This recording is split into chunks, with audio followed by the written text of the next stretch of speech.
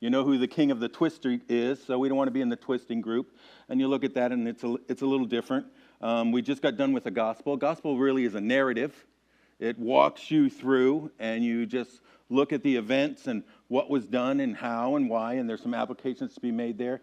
So depending on what you study, it's a little bit different how you look at it. Personally, I like the epistles the best because that's the way I think, kind of boom, boom, boom, therefore. And I will tell you what we're about to look at is probably the hardest for me. Well, we did look at Jeremiah. We looked at Jeremiah. That took about a year. And Brother Hank, again, you're the old fogey, so you've probably listened to me the most in this room. It should be my son up there, but as you can tell, it's not him. So if you're honest, you would have to admit, Jeremiah was probably the toughest book I've ever taught. Because it's prophetical, but it's not just prophetical. There's sermons in there, so it's prophetical, and it's teaching, and it's history. And, Brother Ivy, in short, all of the prophets are that way. And I just struggled, how are you going to teach this? How do you go through this set of lessons? Because it's not prophetical like Revelations is prophetical. Then the whole thing is prophetical, and you're looking for the application, and it's all the same. And it's not just history, like you're going through Kings or you're going through Genesis. And if you get stuck just history, it becomes, just monotonous and monotone and boring. And going back and forth and trying to pull it all together, Doug, I'll tell you, you don't have to, I don't have to say, just go ask Hank. He'll tell you I struggled. But he won't do it in front of me. He'll do it out there, because he doesn't like conflict. Brother Hank, if you missed it, I was just trying to cause conflict. Well, what we're going to start is a minor prophet, and Micah. And so the first thing I had to do, Brother Kevin, is decide how are we going to do this. As we begin to look at the book of Micah, which is 7 chapters, it probably is going to take us about 12 weeks, which is not a very long time. How are we going to do this? Well, you could go back and just do all the history and try to do it up front. Micah lived during this time, his contemporaries were this, and this is what was going on. But Doug, I don't want to do that because then you miss some of the applications. But if you don't do some of it, in short, this is what I just decided we're going to try to do. We're going to try to fill in the history and the picture of what was going on as we look at those verses. So instead of trying to build all the foundation first, we're going to try to add the foundation each Sunday as we look at the applications and just see how that goes. I don't know. Johnny, I might change my mind next week, but that's how I'm going to try to go through it. Now, why this book? I believe this book has great application for our time. This is a combination of 2 quotes from 2 much smarter men, but this is what it says. Micah is a book that deals with human suffering and economic turmoil. Well, already that's our time. He deals with God's judgment and his redemption. I'm glad it's not just one, but he deals with both, judgment and redemption. Micah pronounced judgment on cities that were full of, listen to this list, violence, corruption, robbery, covetousness, gross materialism, sensuality, and paganism. Now, if you were going to describe any large city in America today, you know what the problems of that city would be? The problems of that city would be violence, powerful corruption, usually inside the city, corruption, robbery, covetousness, gross materialism, because what's the problem? Well, some have it all and some have none, and that creates a this is a picture of the cities of our time, sensuality and paganism. Micah proclaims coming disasters. Now, we live in a time when disasters have become common. I literally had to ask myself, all right, am I just being an old fogey saying it wasn't always this way and I don't really remember back when it was? But because I'll tell you, I don't believe it was always this way. So when you have that thought, this is what you do. You do a little research. So I did. I went and said, Google, what are the top 25 disasters in American history? And a lot of people have this list. There are a lot of articles written on it. I have the top 20. Doug, the top 20 disasters in American history as ranked by human suffering, economic turmoil, and terror. The top 20, 10 of have happened since 2001. It hasn't always been this way. In fact, it happens so often today that we don't even think about it. Tornadoes went through the Midwest. This many people died. This city destroyed. This trail of 70 miles is sad. And we just go on. We've become numb to it. I'll just give you first. Anybody got a guess what ranked the greatest tragedy in American history? It's number 2. And that's what I would have said too, Brother Hank. Pearl Harbor. We say, well, that was war. It wasn't when it happened. It was an act of terror when it happened. It didn't become war till after it happened. They didn't declare war on us first. It was a massive government terror attack. So it's number 1. September 11th was number 2. Number 3, COVID. 16 million cases of COVID in America. Just so you know. Well, there really weren't bad things back then, or they didn't measure them back then. Well, you got the hurricane that destroyed Galveston in the early 1900s. All right, they were measured. Doug, these things are accounted for. They're just not as many. You got 230 years of time for the first 10. The next 10 happened inside of a 25-year break. We live in a time of terror and disasters. Think about 9/11. 9/11. Since 9/11, the world has changed as we know it. You know what happened at 9/11? 9/11, we found out that there are some people who hate us, who hate our way of life, and are willing to die to destroy it. Since 9/11, it's like, Donnie, you're not old enough to have lived through the Cold War threat. I know you're getting gray, but you're not that old. Us old guys, we lived through the Cold War threat. We lived through a threat that every day a bomb could come and destroy and burn your flesh off. But then that passed. The wall came down. Détente. We had all this freedom and Reaganomics, and the world was booming. And that lasted for 20 years. You know when it ended? It ended at 9/11. In fact, we've become common to the word terror. Doug, I doubt you can go back since 2001 and find a single week that there hasn't been a terror attack somewhere in the news. It's just part of life. It is part of life that somebody out there is evil and hateful and wants to kill you. By the way, I'll say, I wish we would start believing them. When you have a nation over there that says, it is our goal to destroy first Israel, the Zionists, and then the Zionist backers being the United States, we should believe that what Iran wants to do is what they've said they wanted to do for 2 decades. Publicly, they say their goal is to destroy Israel and then the United States. Now, why we would stand by and let them get nukes is crazy. Thinking that, we could go to lunch with them and it'll all work out. We need to start believing what comes out of people's mouths. It actually would change how we deal with people.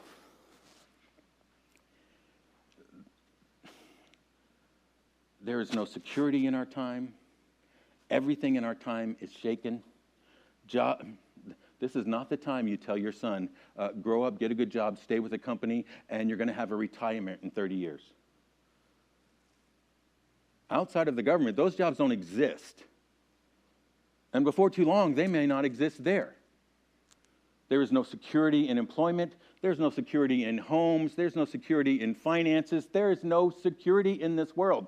But by the way, Hebrews chapter 12 tells us, God says, the world will be shaken until all that can be shaken is gone, and the only thing that remains is that which can't be shaken. That's the reason for the shaken, by the way. But we live in this time where it's all turned up. And what we need in this time is a faith that's big enough for life as we're experiencing it. And that's where I think this book of Micah is so important. And I know this is a long intro. That's why I hate intros. But I think it's important before we get in here that we have the stage of how we see this, some of the benefits of this.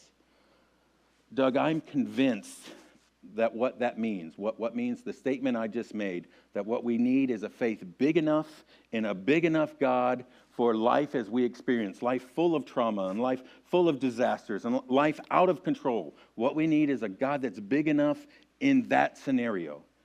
And I'm convinced to get that, what we have to do is return to or redefine or put back on the glasses of true biblical Christianity.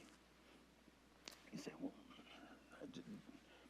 give me 5 minutes license so I can kind of describe what I mean. When I read books from Andrew Murray or John Owen or Arthur Pink or maybe James Boyce, okay, when I read books by these guys, 1800 guys, Brother Ivy, it just looks like they have a bigger faith than we do. When you read about Adoniram Judson, I mean, it's so different. Read William Carey. It's different. There's something different about them than Christianity of our day. Okay, but I said last week, there's no super Christians. They're not super, Doug, they're not better. I think what they have is a different viewpoint. They have a different set of glasses on. Okay, they're saying Christianity looks like something different than what we say Christianity looks like today. What does Christianity mean today? To show you what I mean, I want to look at this word. I want to look at the difference. Let's do it this way. The difference between paganism and Christianity. Okay, when I say paganism, I'm just throwing out a word for every idolatry under the sun, we're going to call it pagan. Okay, that's looking for your purpose, your value, your security, looking for things that only come from God from anything else. Now, Hank, that can be family, that can be government, but both of those things are ordained by God. They're good things. But if we get them out of order, it's paganism. Okay, so what I want to do is we're just going to compare paganism to Christianity. What paganism, any idolatry says, it is based on the idea that if you keep the gods happy, bad won't happen to you. I mean, that's the ideal of idolatry. What I need to do, therefore, if I'm going to be a good pagan, is I need to sacrifice, I need to pay my dues, I need to follow the rules. And if I do that, then my family will be healthy, my business will prosper, my kids will make wise choices, my government will last, everything will be stable as long as I do the right thing. Now, there are some people already, their little Martian antennas are going up saying, well, what do you mean paganism? Because that's what they've heard in churches forever. If we do the right thing, it's guaranteed to have security and comfort and no problem. But that is far from biblical Christianity. Paganism is a religion that you practice so nothing terrible, nothing bad, nothing off script happens. In fact, sometimes we think, well, if something off script happens, what did I do wrong? That's paganism. Christianity is completely different. The Bible makes it clear. It acknowledges, in fact, it predicts that we will have suffering. It explains why. We live in a fallen world. Evil is rampant. The rain falls on the good and the bad. Good is hated. Wrong is exalted. Which is why what's emphasized to Christianity, to Christians, is that we persevere. You don't have to persevere if things are easy. You just skate along. You have to persevere. You have to not quit because things aren't going to be easy. There's a lot of my thought. But I want to give you a couple verses just so this is where this thought comes from. Jade, you got John 16:33? Eric, you got John 16:33? These things have I spoken unto you, that ye might have peace. In the world ye shall have tribulation. It's a guarantee. As long as you and I are alive, we live in a fallen, problematic, evil world, there's going to be problems. Look, you didn't vote for Biden. I didn't vote for Biden. You know what we lived through? 4 years of the results of Biden. Understand this. There was a strong, growing Christianity in Ukraine. They didn't shoot bullets at Putin. Putin went in there. There are Christian mothers who have lost Christian sons. There are fathers who haven't seen their wives for 3 years because it's an evil world. We will suffer tribulation. Give me the next one. 2 Timothy. Yea, and all that will live godly in Christ Jesus will have no problems. Brother Kevin, it's a guarantee. They hate God. They hate goodness. Represent God. There will be persecution. It is historic. It is current. It is prophetic. 1 Peter 5:10. But the God of all grace, which is what we need, who will give us grace to go through it, who hath called us unto his eternal glory by Christ Jesus, after that ye have suffered a while. You know what that while is? While we're alive. Because after we're alive, he's going to make us perfect. 2 Corinthians 4:17.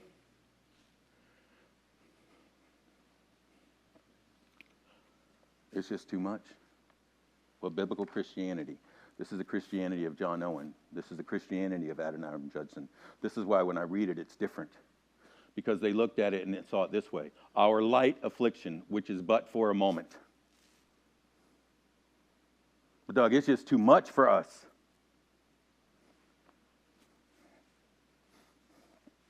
Human life is plagued by disease and death and men with evil hearts. The Bible tells us even creation is groaning. Okay, this is the fact of biblical Christianity. As a result, we will have loss. In this life, we will have disease, we will have destruction, we will deal with death. We will even have disasters, some of which are caused and arise out of the evil heart of men. This is why we need a big God. A God big enough to fulfill his purpose even when all seems lost. A God who fulfills his will through the trouble, which we should expect as long as we're alive in this world. He fulfills it through. Well, God made this happen. No, it's God's will that all be saved. It's God's will that all men have a new heart. It's God's will that things be different. But he gives choice. Now, he is big enough to work through that choice. Pilate had a choice. You know what he accomplished through Pilate's very bad choice? The salvation of mankind. We have a God who's big enough to accomplish his will through the evil choices of this world. And that's how we have to see it. Sometimes we blame God for the evil choices. This is the problem with that. We shouldn't let people do that. Because this is what happens. Brother Kevin, my brother is struggling. And sometimes the easiest thing to do is say, well, this is how God wanted things, so I'll go through. But the problem is, how am I going to believe that he's going to chase a good God if he makes every bad thing in his life God's fault? Who would want that God? If we allow God to be made evil, who would follow him? But sometimes the easiest thing to do is say, I understand. Yep, God will see you through. We need to earnestly contend for the faith, which sometimes causes division. But it's the truth that sets us free. All these things we quote all the time. What has happened in our time is there's this picture that if we live as godly Christians, nothing bad is going to happen to us. And let me tell you what that is. That's a cross-shaped paganism. Because that's not what the Bible says. And it ends up with a group of very weak Christians saying, I don't know why this is happening to me. It's not supposed to be this way. That's like one of the most popular things said inside of a church. It's not supposed to be this way. No. It's supposed to be exactly this way. Have you not read it?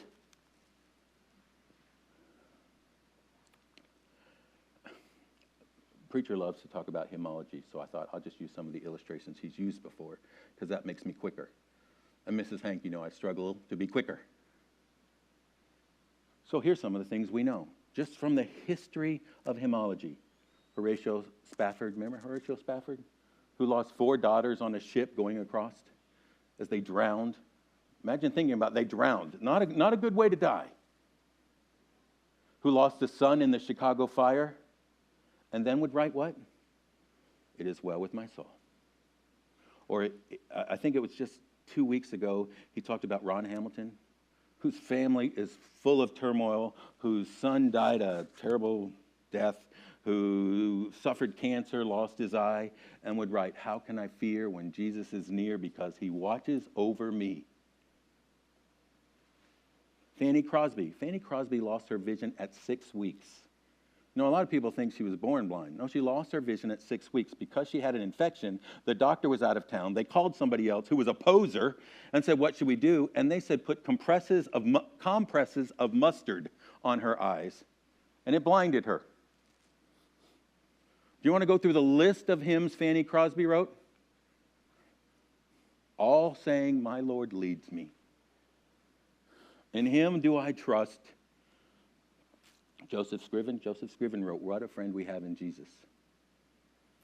25 years old, the day before his marriage, his fiancée goes out and drowns. Forgive me, don't. Why me? No, that would be today. You know, he doesn't why me. You know what he writes? What a friend we have in Jesus, because you know who's going to carry him through. We go on. And Charles Weigel is one of my favorite. You can find a few recordings of Charles Weigel singing. No one ever cared for me like Jesus. Let me tell you, he could not sing. But when the evangelist came home to find a note from his wife that says, I'm tired of this evangelistic life, so me and your child are leaving and we're done with you, he would write, after years of depression and struggle, and saying, why me, why me, why me? He would turn to the Lord and write, no one ever cared for me like you. History, our church history, tells us that we know this isn't true. The Bible tells us we know this isn't true. Easy place, you go to Job. Righteous man, on the same day, suffered a terror attack. When they came in and killed all the servants, they killed the animals. That's a terror attack. The same exact day, the wind comes, destroys the house, and kills all his kids. Natural disaster, terror attack on the same day. Daniel, you know, here, Donnie, this, I'm not even going to get to where I'm supposed to. I don't know what's wrong with me, but we look at Daniel and Daniel served righteously. Jeremiah, Ezekiel, Isaiah, they prophesied. Look, the fall of Jerusalem. Jeremiah, he said because of their evil, and so, yeah, it's their evil, not Daniel's evil. Daniel purposed in his heart that he was going to serve the Lord. Does Daniel not testify of his own Christian character? Good enough. Yet Daniel became a eunuch, lost his parents, and never saw his homeland. Is that not enough suffering and turmoil? Stay in the same time. Shadrach, Meshach, and Abednego. My dad, to bed you go, son. That was always his favorite story to tell. Dad, tell me a story. Shadrach, Meshach, and to bed you go. Fiery furnace. There was something there. Yet, reported to the prince of the eunuchs, you know what that makes them?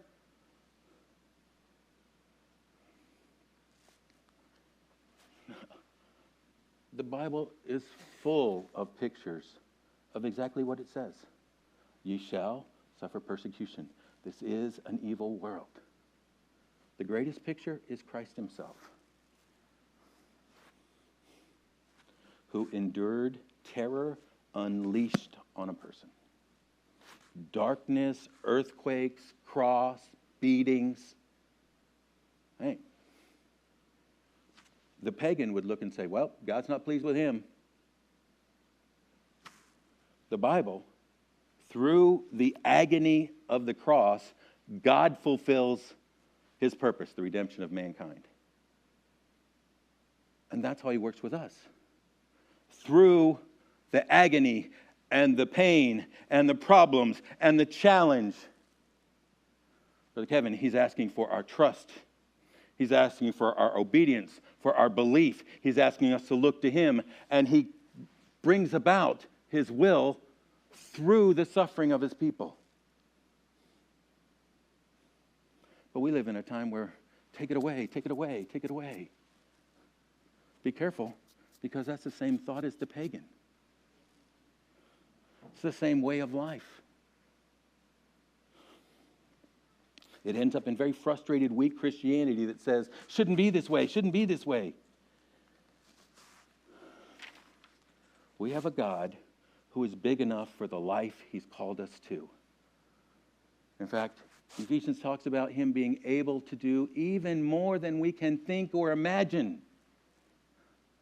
So quit trying to plan it all out and just trust in him. All that. I think all that is a picture I just want to lay down. When we begin to look at the book of Micah, this is what we're looking at. Okay, you're going to see this frustration. He's going to go to the people of Judah, and he's going to throw out some things, and they're going to think that's them bad people out there. But no, that's the people right here. What I want us to see as we go through this book is a God who's big enough. Because that's what we need in our time. And if we don't see that God, what we do is replace him.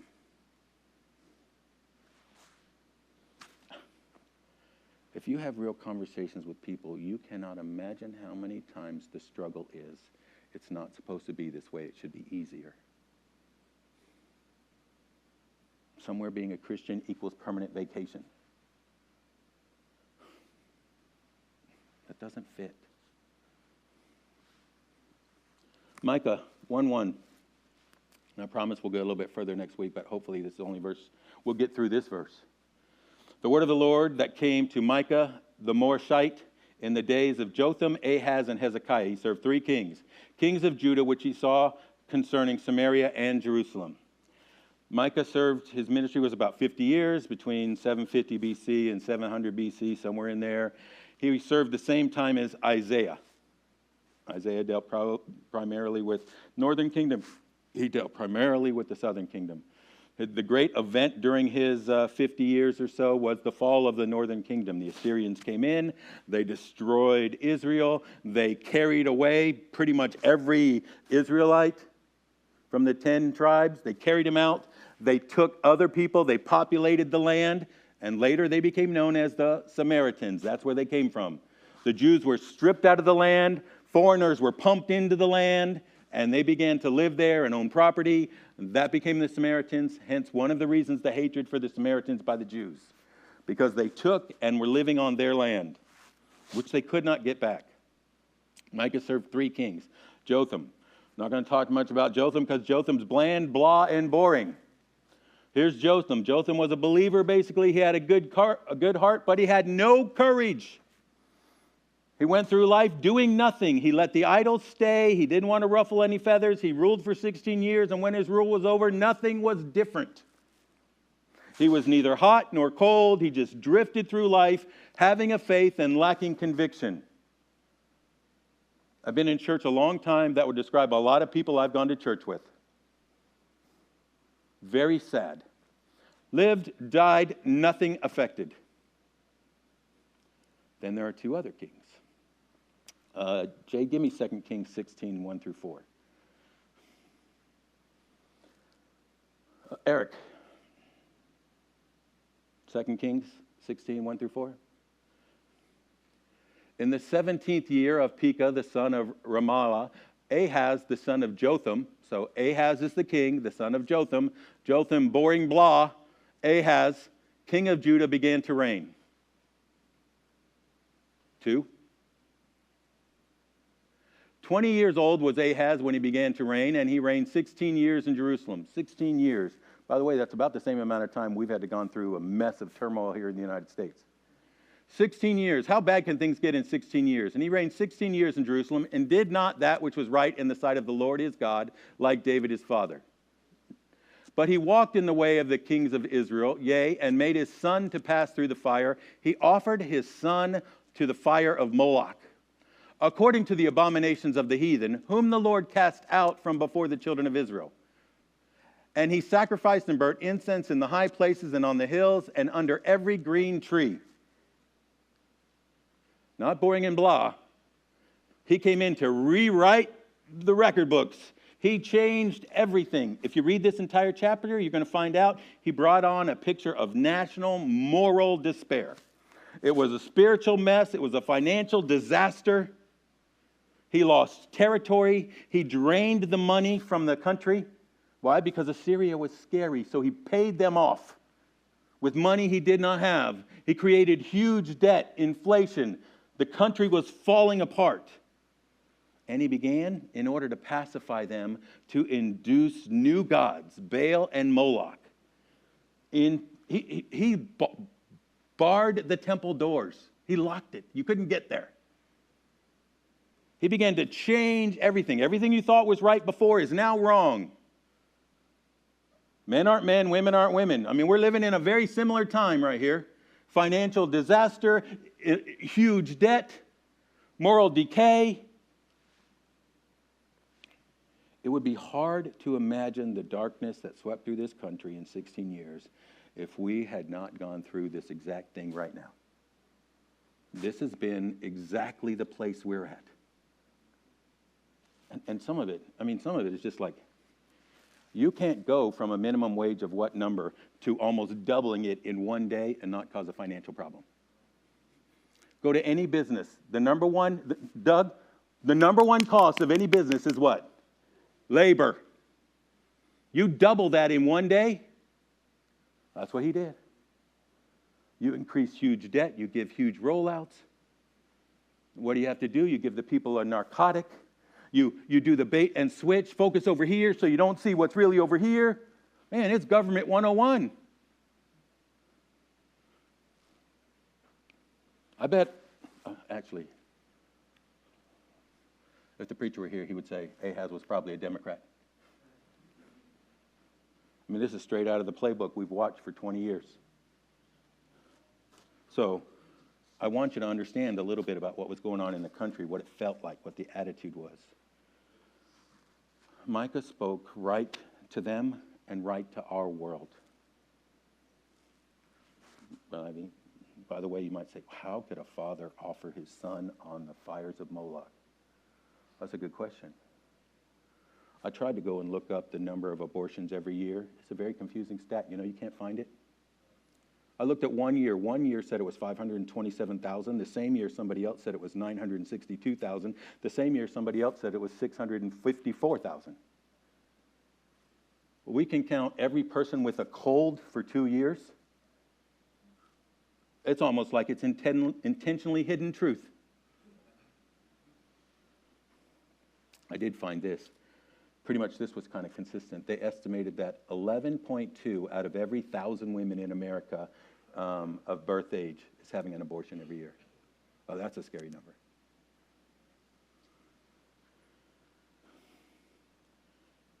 You look at this picture and it looks so bad that you could never recover from it.